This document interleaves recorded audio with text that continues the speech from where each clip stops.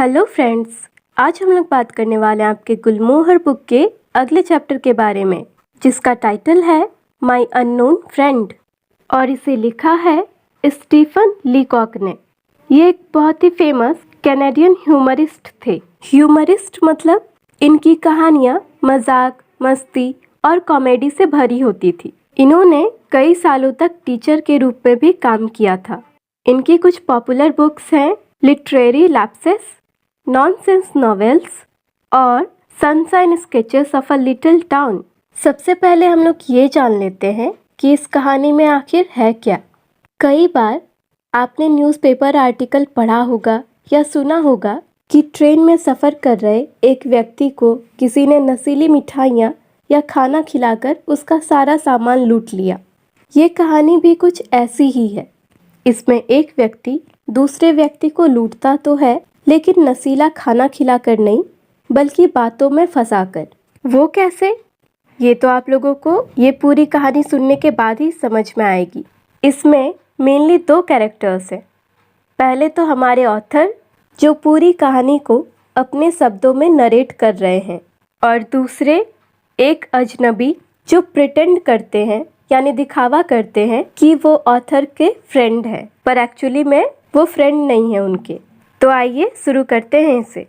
यहाँ ऑथर उस स्ट्रेंजर के बारे में बात कर रहे हैं। वो कहते हैं कि वो पुलमैन के कंपार्टमेंट में अंदर आता है। यहाँ पुलमैन का मतलब हुआ ट्रेन का एक लग्जरी रेलवे कैरेज या रेलवे कोच, जहाँ हर प्रकार की सुविधाएं उपलब्ध थी, और ऑथर उस कंपार्टमेंट में अकेले बैठे हुए थे।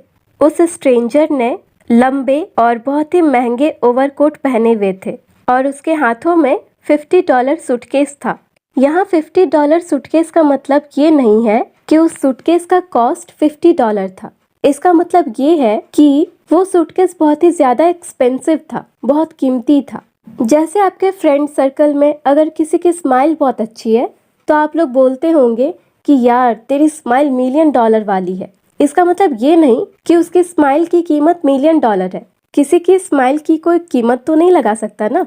सेम वे में यहाँ पे उस महंगे सूटकेस के लिए $50 सूटकेस यूज़ किया गया है। इसके बाद वो स्ट्रेंजर ऑथर को देखता है और देखते ही बोल पड़ता है, वेल वेल। उसकी आवाज़ से और उसके चेहरे से ऐसा लग रहा था जैसे वो ऑथर को जानता हो, और ऑथर को देखने के बाद उसके चेहरे पर एक बहुत ही अलग तरह की चमक आ जाती है।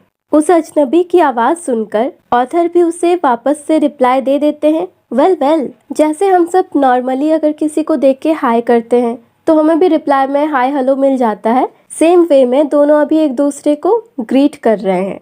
फिर वो अजनबी ऑथर से हाथ मिलाता हुआ कहता है, बाय द वे, किसने सोचा होगा कि तुम इस तरह से मिलोगे? उसकी बात सुनकर ऑथर थोड़े कंफ्यूज्ड थे, क्योंकि वो ना उसे जानते थे ना पहचानते थे, तो वो आखिर उसे जवाब क्या दे। तो वो मन में ही सोचते हैं, किसने सोचा होगा। फिर वो स्ट्रेंजर ऑथर को और करीब से देखता है और बोलता है, तुम ज़रा सा भी नहीं बदले। तो ऑथर भी पलट के उसे कह देते हैं कि तुम भी नहीं बदले हो। ऑथर उसे जवाब तो दे रहे थे, लेकिन वो यही सोच रहे थे कि आखिर ये है कौन। ऑथर तो उसे बिल्कुल भी नहीं जानते और उन्हें याद ही नहीं है कि कभी वो उससे मिले भी थे। ऑथर को किसी का नाम याद रखने में बहुत मुश्किल होती थी। वो अक्सर सबके नाम भूल जाते थे, यहाँ तक कि उनके चेहरे भी। और खैर, अपीयरेंस की बात ही अलग है, क्योंकि कपड़े को तो कोई नोटिस ही नहीं करता। लेकिन इन सब के बावजूद भी वो किसी को नहीं भूलते थे, और इस बात के लिए ऑथर को खुद पे गर्व है। और जब कभी भी ऐसा कुछ होता था कि वो किसी का नाम भूल जाए या किसी का चेहरा भूल जाए, तो वो एकदम नॉर्मली और शांति से काम लेते थे। उस टाइम पे उन्हें ऐसे सिचुएशन से निपटना बहुत अच्छे तरीके से आता था। ऐसे सिचुएशन में ज़रूरत होती थी तो सिर्फ कूल रहने की और अपने दिमाग को सही दिशा में चलाने की। उसके बाद सारी चीज़ें खुद ब खुद ठीक हो जाती हैं। आगे ऑथर उस अजनबी को माय फ्रेंड कह के डिनोट करते हैं। उनका फ्रेंड यानी वो अजनबी वहीं उनके बगल में बैठ गया और बोलता है, काफ़ी लंबा वक्त हो गया ना हमें मिले हुए। तो ऑथर भी थोड़ा सैड टोन में बोलते हैं, हाँ काफ़ी लंबा वक्त हो गया। ऑथर ये जताना चाहते थे कि उन्हें भी बहुत दुख है कि वे अब मिल नहीं पाते।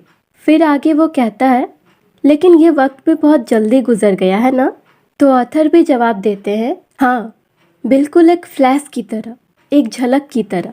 आगे फिर वो अजनबी कहता है, कितना अजीब है ना, जैसे जैसे हम सब अपनी लाइफ में आगे बढ़ते हैं, हम सारे लोग अलग अलग रास्तों पे चलना शुरू कर देते हैं और सारी चीजें बदल जाती है।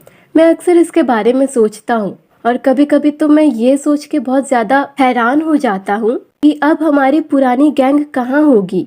तो ऑथर कहते हैं, हाँ, अक्सर मैं भी इस बारे में सोचता हूँ। अब आगे ऑथर बताते हैं कि अक्सर ऐसी परिस्थितियाँ आती है जब सामने वाला पुराने गैंग के बारे में, पुराने दोस्तों के बारे में और पुराने लोगों के बारे में बातें करना शुरू कर देता है, और यही वो मौका होता है जब आप ये जान पाओ कि सामने वाला आखिर है कौन। फिर वो अजनबी पूछता है, क्या तुम कभी पुराने जगह पे जाते हो? तो ऑथर जवाब देते हैं, कभी नहीं, क्योंकि अगर वो हाँ में जवाब देते तो उस पुराने जगह के बारे में बातें शुरू हो जाती, जिसके बारे में ऑथर को बिल्कुल भी कोई आइडिया नहीं था। आगे फिर वो अजनबी कहता है, नहीं, अब तो तुम्हें उस जगह पे जाने का बिल्कुल भी मन नहीं करता होगा, तुम्हें तो उस जगह की कोई परवाह भी नहीं है। तो ऑथर थोड़े प्यार से बोलते हैं, नहीं, अब नहीं जाता मैं वहाँ। फिर वो अजनबी कहता है, मैं समझ सकता हूँ और मैं माफ़ी चाहता हूँ। फिर वहाँ पे थोड़ी देर के लिए शांति छा जाती है। इस तरह से ऑथर को लगता है कि उन्होंने पहली बाजी जीत ली। अब उन्हें ये पता चल गया था कि कोई पुरानी जगह थी जहाँ पर ऑथर को जाना बिल्कुल भी पसंद नहीं था।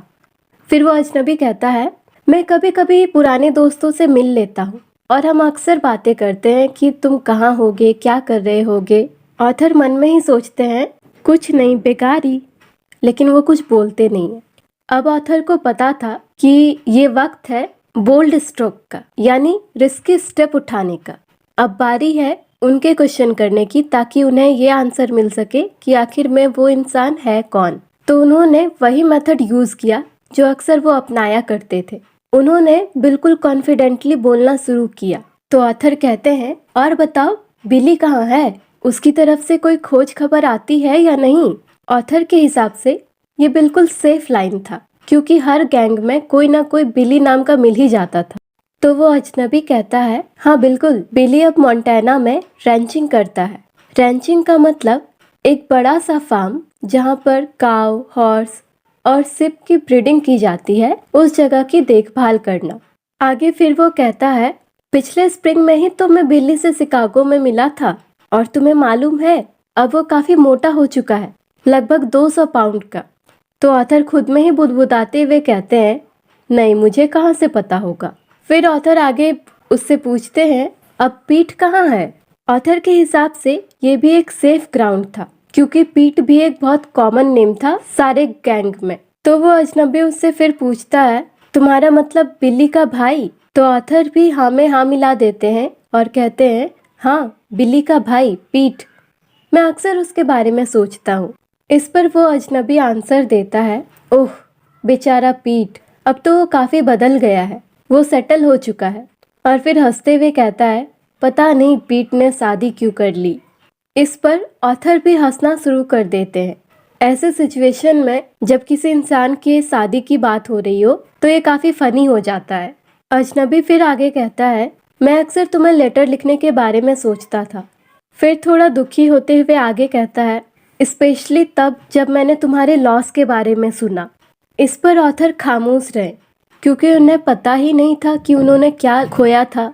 वो यही सोच रहे थे कि उन्होंने क्या खोया, क्या वो पैसे थे या कुछ और? अगर पैसे थे तो कितने, और उनका लॉस क्यों हुआ? इस लॉस ने उन्हें पूरी तरह बर्बाद कर दिया या फिर थोड़ा सा? फिर वो अजनबी आगे कहता है, कभी भी किसी को ऐसा लॉस ना झेलना पड़े। ये लाइन सुनने के बाद ऑथर को ये पता चल जाता है कि वो पूरी तरह बर्बाद हो गए थे, लेकिन फिर भी उन्होंने कुछ नहीं कहा और शांत बैठे रहे। फिर आगे वो अजनबी खुद ही बोलता है कि हाँ, किसी की मृत्यु तो हमेशा ही दुखदायक होती है।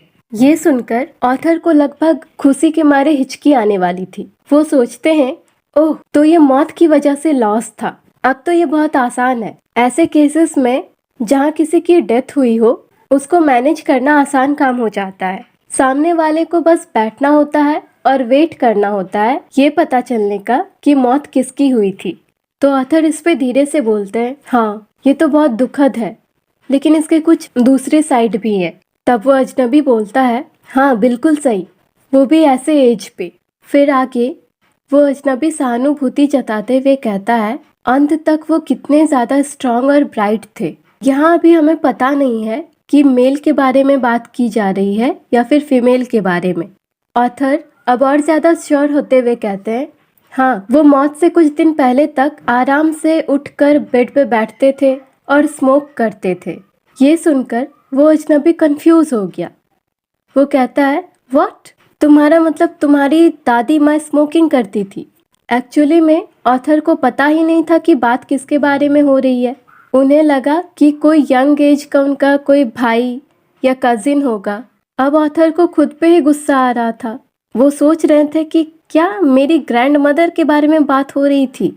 फिर ऑथर आगे उससे कहते हैं, सॉरी मुझे माफ़ करना, मेरे कहने का मतलब वो नहीं था। मैं ये कहना चाहता था कि जब भी कोई स्मोक करता था तो मेरी ग्रैंड मदर उसके पास जाके बैठ जाती थी। उन्हें स्मोक की स्मेल काफ़ी ज़्यादा पसंद थी और एक यही ऐसी चीज़ थी जो उन्हें काफ़ी ज़्यादा सुकून देती थी। ऑथर ने जैसे ही अपनी बात ख़त्म की, उन्हें ऐसा लगा कि ट्रेन अब धीरे हो रही है, स्लो हो रही है। और फिर वो अजनबी विंडो से बाहर देखना शुरू कर देता है। उसके चेहरे पर एक अलग तरह की उत्सुकता झलक रही थी। आगे वो अजनबी कहता है, ओह गॉड, ये तो जंक्शन है, मैंने अपना स्टॉप मिस कर दिया, मुझे तो लास्ट स्टेशन पे उतरना था। फिर वहीं पे वो एक कूली को बुलाकर उससे पूछता है, ट्रेन यहाँ पे कितने देर तक रुकेगी?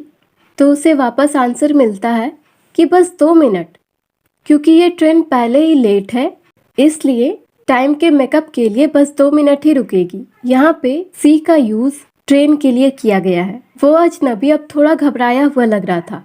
वो अपने पॉकेट से चाबियों का एक गुच्छा निकालता है और अपने सूटकेस में जैसे तैसे डालना शुरू कर देता है। वो अजनबी कहता है, मुझे तो एक टेलीग्राम सेंड करना था, पता नहीं अब इस लॉक के साथ क्या हो गया, मेरे सारे पैसे इस सूटकेस में ही है। तो ऑथर उसकी मदद करने के लिए अपने पॉकेट से कुछ पैसे निकालते हैं, उसकी तरफ बढ़ाते हुए कहते हैं, लॉक की चिंता मत करो, ये लो कुछ पैसे। एक्साइटमेंट में ऑथर के हाथ से सारे पैसे लेते हुए और उन्हें थैंक्स कहते हुए वो उस ट्रेन से उतर जाता है। ऑथर उसे विंडो से देखते हैं कि वो वेटिंग रूम की तरफ जा रहा था।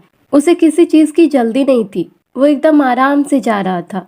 ऑथर उस अजनबी के आने का वेट करते हैं। फिर उन्हें थोड़ी देर बाद पॉटर की आवाज़ सुनाई देती है कि हर कोई अंदर आ जाओ, अब ट्रेन खुलने वाली है। घंटी बजती है, स्टीम की हिसिंग साउंड आती है और कुछ देर में ट्रेन चल पड़ती है। ऑथर को ये लग रहा था कि उस अजनबी की ट्रेन छूट गई और वो कहते हैं, इडियट, उसने ट्रेन मिस कर दिया और उसका ये $50 सूटकेस भी यहीं फ्लोर पे रह गया। ऑथर फिर उसका वेट करते हैं, विंडो से बाहर देखते हैं और ये सोच रहे थे कि आखिर वो आदमी था कौन। तभी ऑथर को पॉटर की आवाज़ फिर से सुनाई देती है। वो किसी को गाइड कर रहा था उस ट्रेन में। यहाँ कार का मतलब 4 व्हीलर कार नहीं, यहाँ कार का मतलब है वो लग्जरियस ट्रेन। एक्चुअली यहाँ पे कहानी ये है कि वो $50 सूटकेस उस अजनबी का नहीं था, बल्कि उस अजनबी ने किसी और से वो $50 सूटकेस चुराया और उसे लेकर ऑथर के पास जा पहुंचा। अब इस $50 सूटकेस का असली मालिक इसे ढूंढता हुआ ऑथर के पास जा पहुंचा। अब सूटकेस का असली मालिक बोलता है, ओह मैंने तो इसे पूरे ट्रेन में ढूंढ लिया और ये यहाँ है, मैंने तो इसे अपनी वाइफ के पास छोड़ा था, पता नहीं ये यहाँ कैसे आ गया। इस नए आदमी के चेहरे से भी ऐसा लग रहा था जैसे वो किसी को पहचानता हो, लेकिन ये पहचान ऑथर के लिए नहीं, उस $50 सूटकेस के लिए था। फिर उस सूटकेस का मालिक सूटकेस को वहाँ से निकालता है और अपने साथ लेके चला जाता है। अब ऑथर पूरी तरह कंफ्यूज्ड थे। उन्हें अब सब चीज़ धीरे धीरे समझ में आ रही थी। वो बहुत ज़्यादा दुखी हो गए। वो सोच रहे थे कि वो पुरानी गैंग, पीट की शादी, उसकी ग्रैंड मदर की डेथ और उसके पैसे, ये सारी चीज़ें और इतनी सारी बातें वो आदमी सिर्फ अपने मतलब के लिए कर रहा था। ये सब स्टंग बुरी तरह से उसे ठगा गया था। इस हादसे के बाद जब भी ऑथर किसी ट्रेन में ट्रैवल करते थे और कोई अजनबी उनसे बात करने आता था तो वो इस बात का खास ध्यान रखते थे कि वो ज़्यादा क्लेवर बनने की कोशिश नहीं करते थे। कभी कभी हमारा खुद का ओवर स्मार्टनेस और क्लेवरनेस हमारे खुद के लिए हानिकारक हो जाता है, वो हमारे ऊपर ही भारी पड़ जाता है। इसलिए जो भी कीजिए सोच समझ के कीजिए। ये कहानी यहीं पे एंड होती है। आई होप आप लोगों को अच्छी लगी होगी। Thank you for watching.